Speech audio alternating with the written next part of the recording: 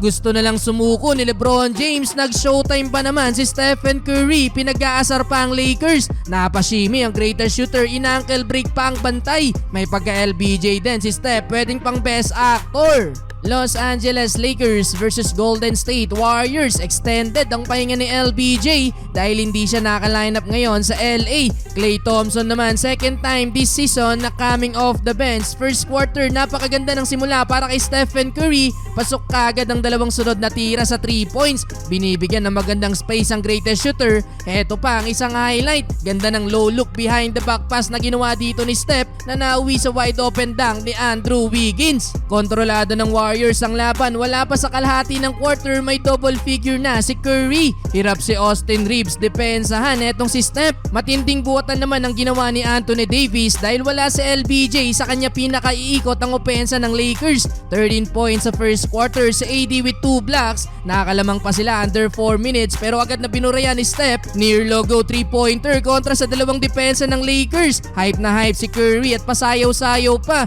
Tumotal ng 16 points sa first quarter si Steph. Klay Thompson naman inagawan ng candy si Anthony Davis. Alat pa si Klay 0 for 3 sa field. Papatapos ang quarter na kapag commit pa ng dalawang sunod na foul si AD.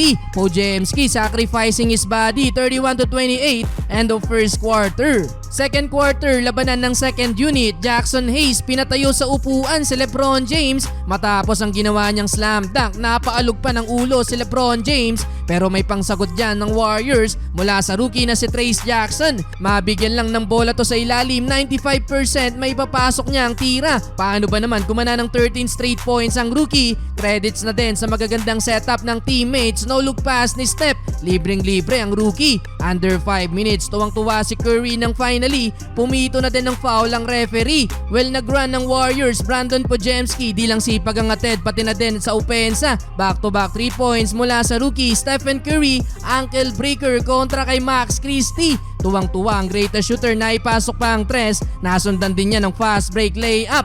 Lobo na sa double digit ang lead ng Golden State. Andrew Wiggins buzzer beater tip shot. 25 points na para kay Stephen Curry. 67-56 sa halftime.